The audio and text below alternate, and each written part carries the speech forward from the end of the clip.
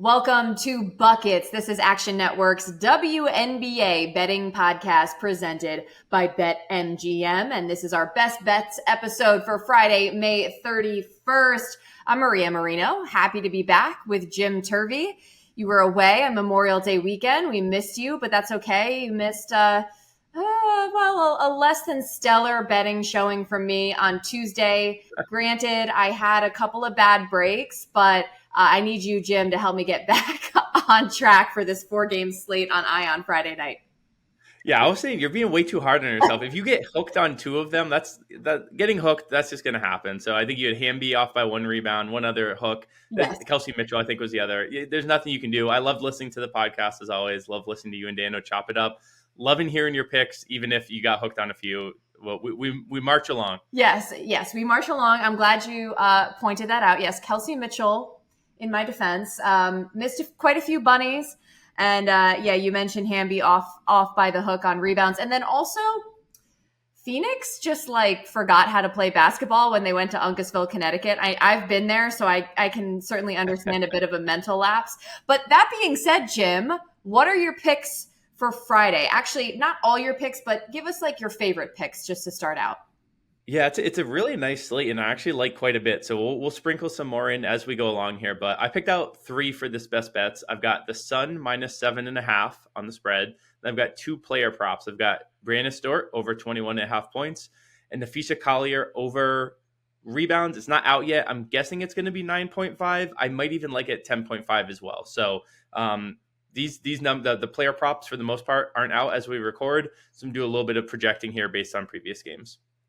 Copy that. Yeah. So like I said, 4 games here on Friday, plenty to get into, and we'll go one by one, and then you can explain a little bit more about your specific picks. So firstly, Mystics taking on the Liberty. Liberty are laying 15.5.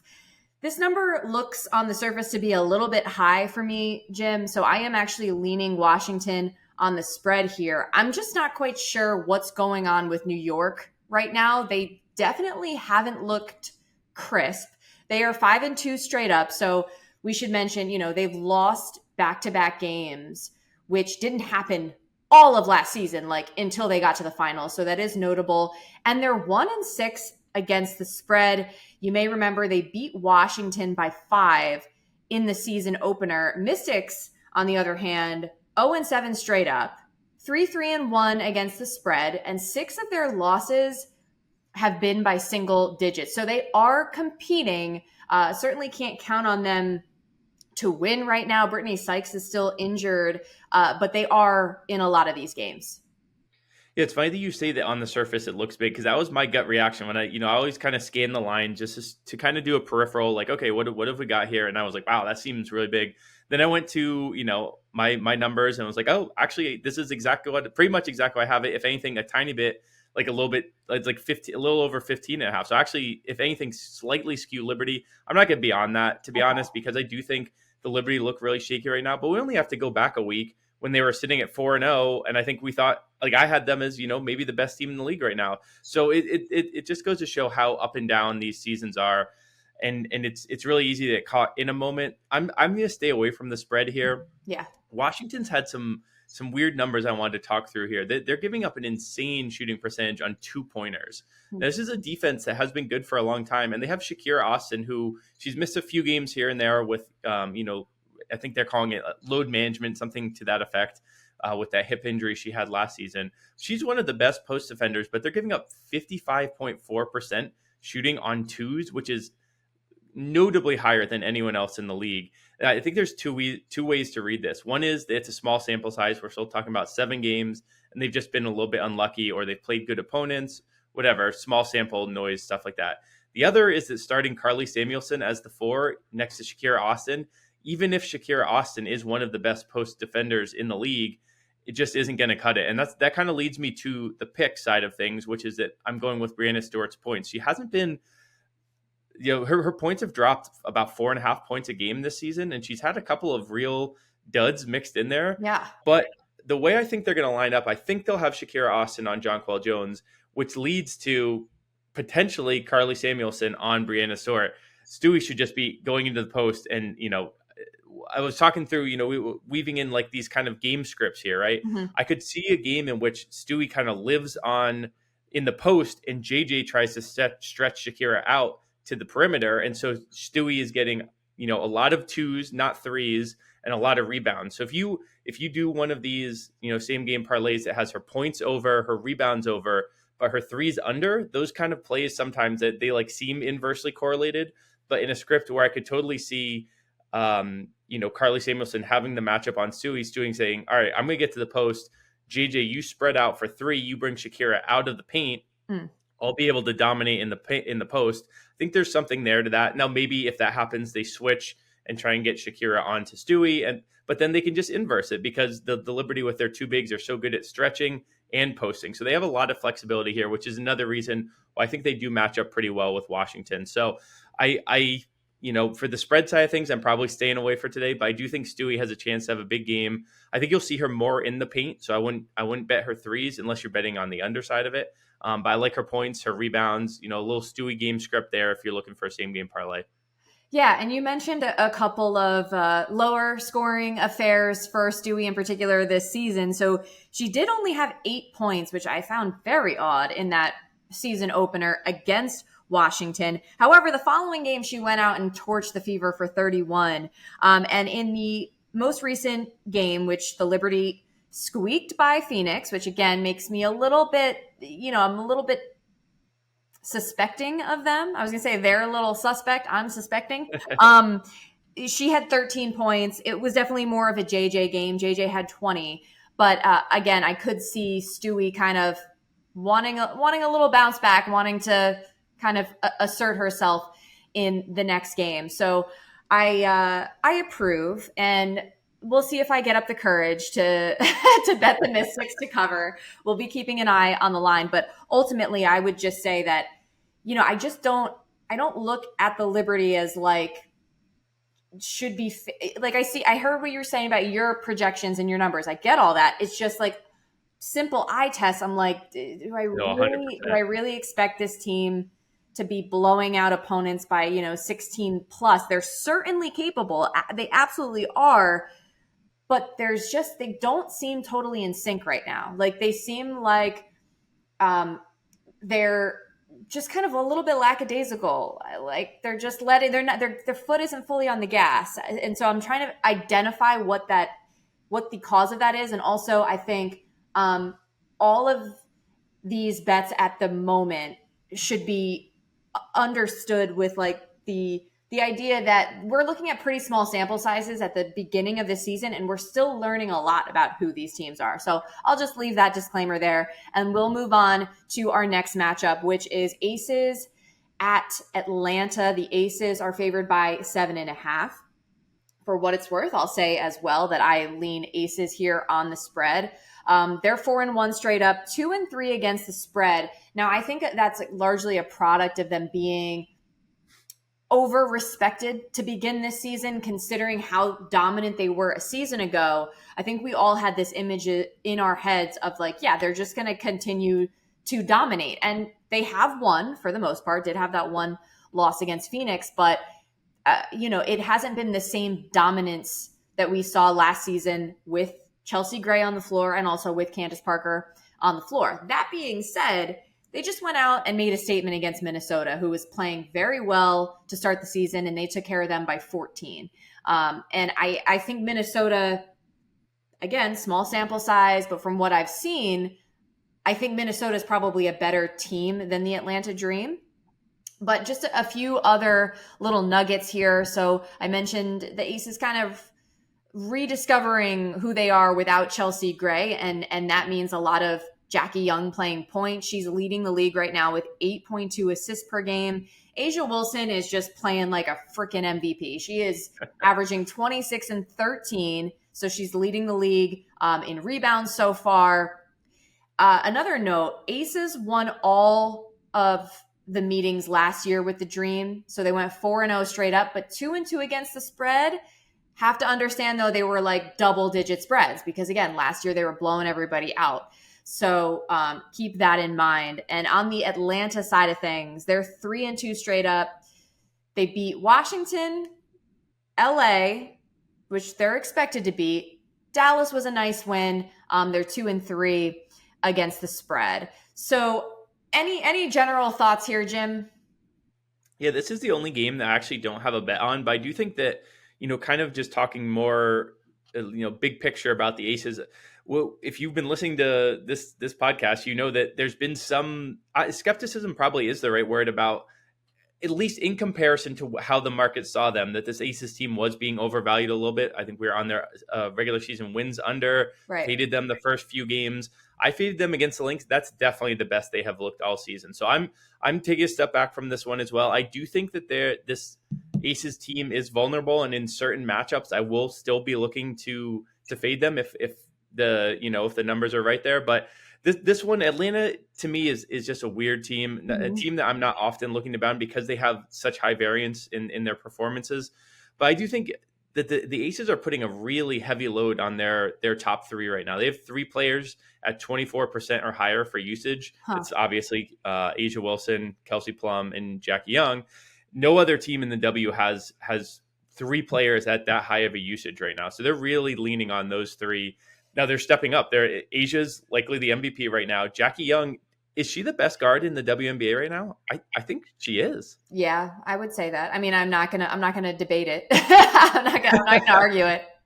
Yeah, I think she is too. She's, like you noted, she's leading the league in assists. She's scoring over 20. And honestly, if you look at some of her shooting numbers, now they've come down a little bit as she's gotten less clean looks without Chelsea out there. She's having to kind of create her own shot a little bit.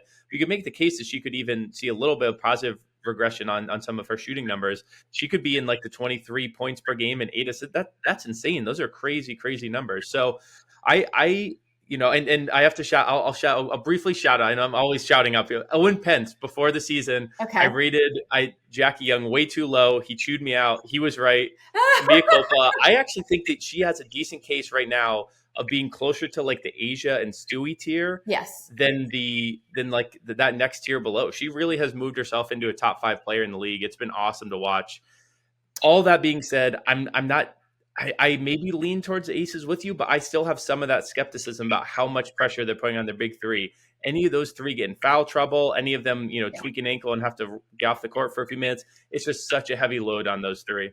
Yeah, totally agree with you. And another point about Jackie Young, I think defensively, she's really solid. And so she's, when you talk about best guards in the league, you're talking about a two-way guard who is, extremely effective on both ends. Now, as I'm thinking about this, I'm like, okay, Atlanta, like what's going on with them? They just beat the Mystics. Tina Charles had 17 and 15 in that game.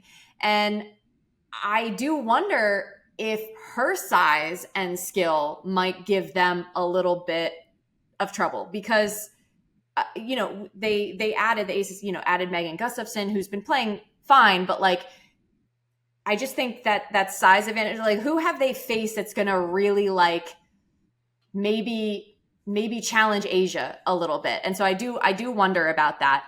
But yeah, that's just a lean for me right now. In terms of, I think the Aces are certainly capable.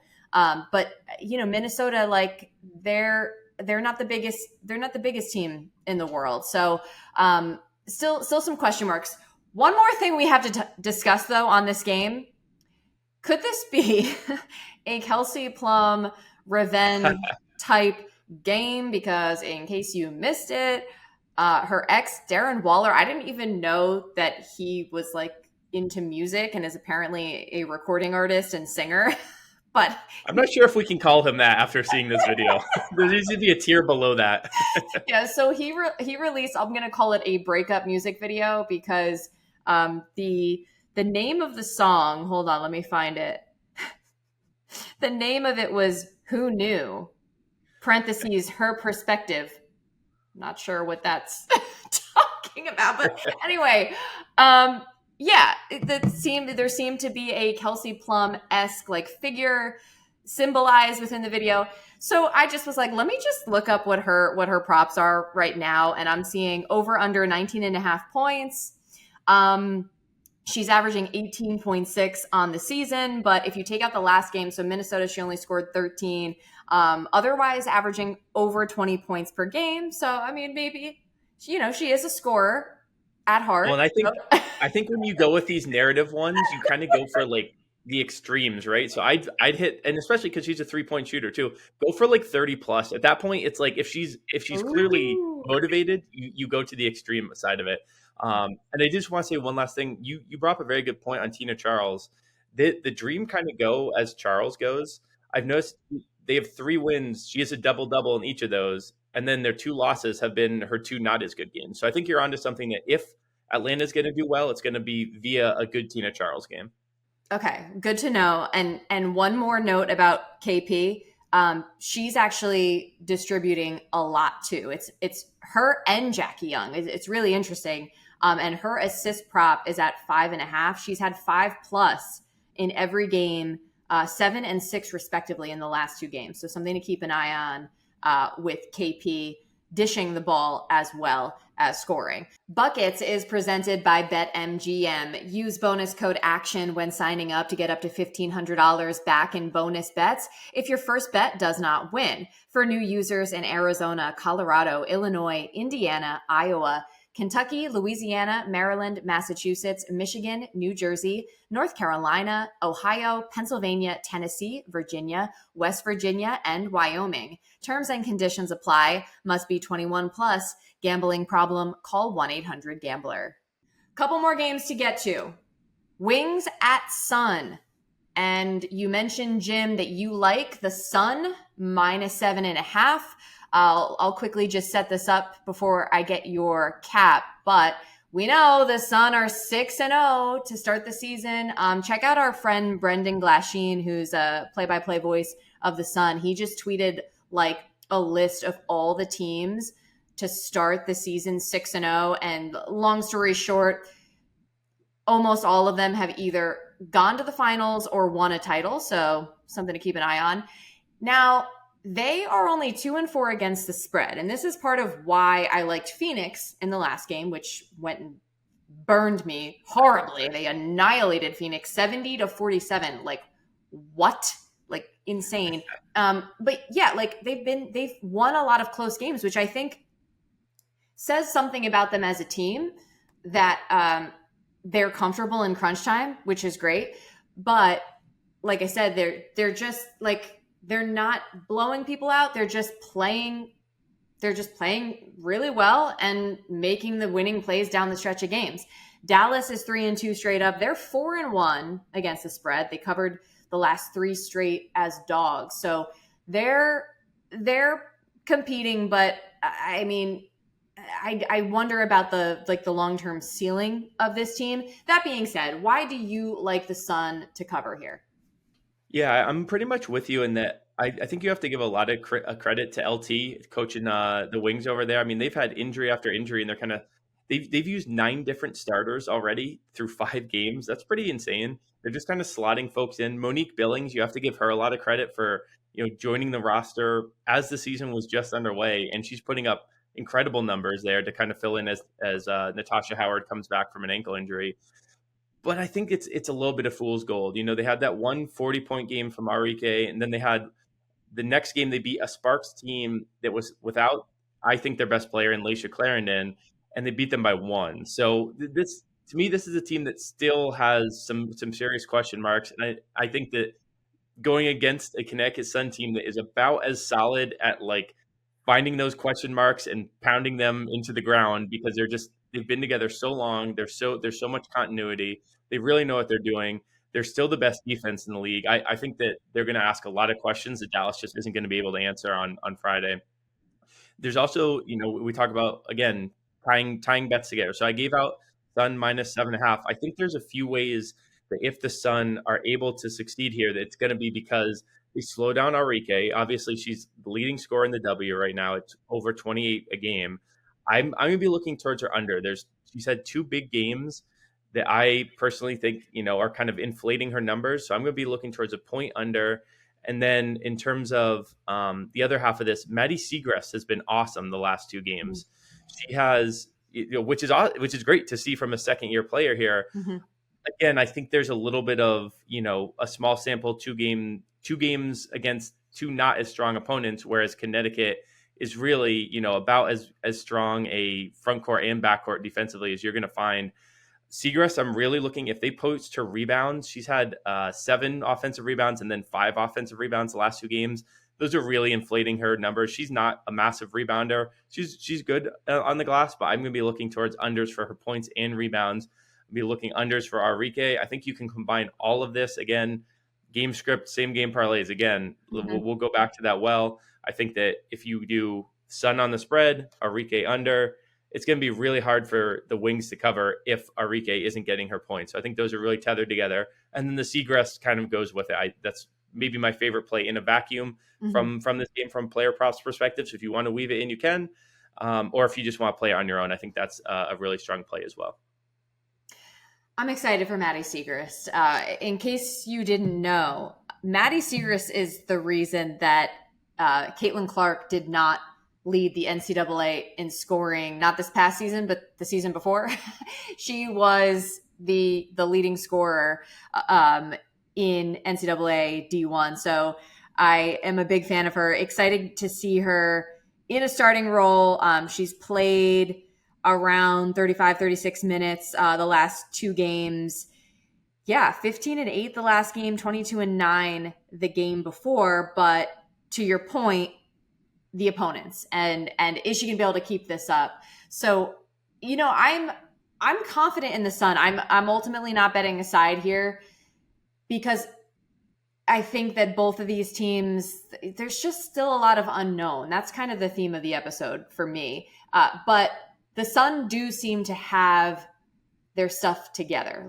They, to your point, have the chemistry. And also, before Breanna Jones got hurt last season, were we not talking about the Sun as that top tier and with great potential to win a title? And she's back and she's getting comfortable. And so this is a really scary team. All right, we have one more game. So let's move on to Mercury and Lynx. This is in Minnesota and the home team is laying 7. I already talked about the Mercury they're weird right now. Like I said, I don't know what happened in Connecticut. Just forgot how to play ball. But they are 3-4 straight up, 4-3 against the spread. They then turn around and only lose to New York by 3. So we also know they beat Vegas. So they're obviously figuring some things out, have a lot of potential. And the Lynx, like I said, I think they're probably one of the best teams in the league.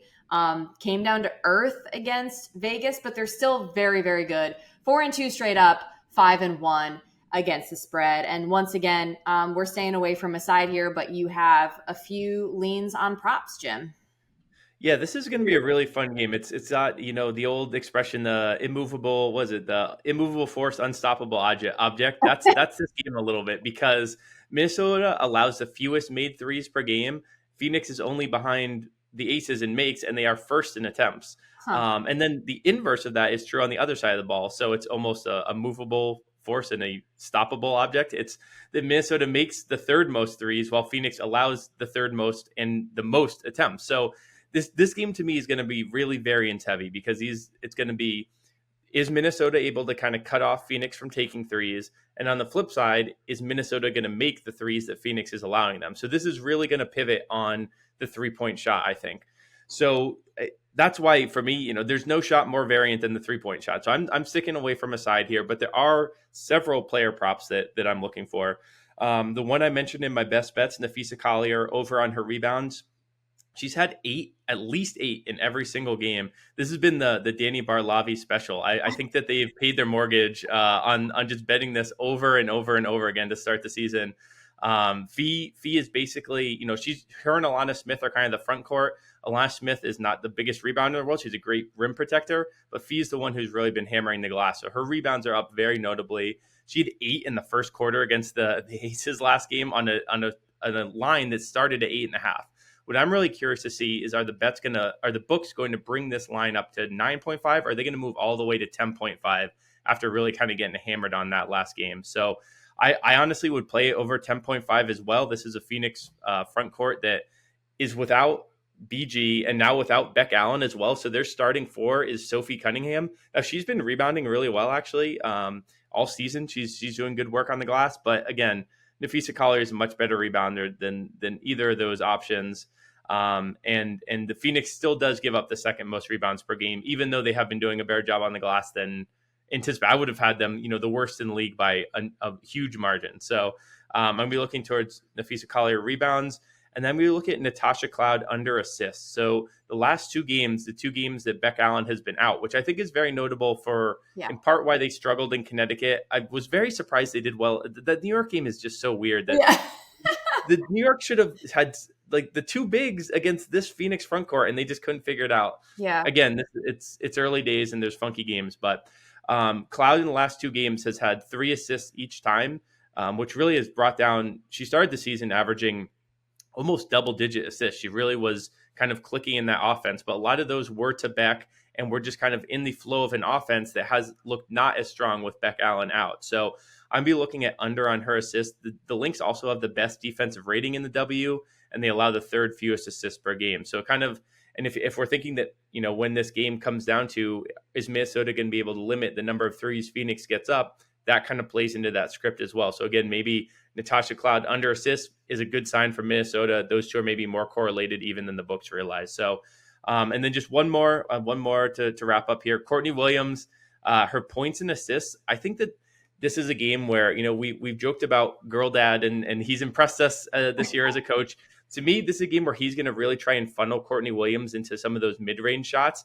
That can go well or that can go really poorly. So I think you want to get on the extreme side of this. I could see a really big game from Courtney Williams because she's being given a lot of shots. Now, that can go awry as well. If she misses the first couple, that could be a bad sign for Minnesota. But if she starts getting going and getting in a rhythm from that mid-range, it really could spell trouble.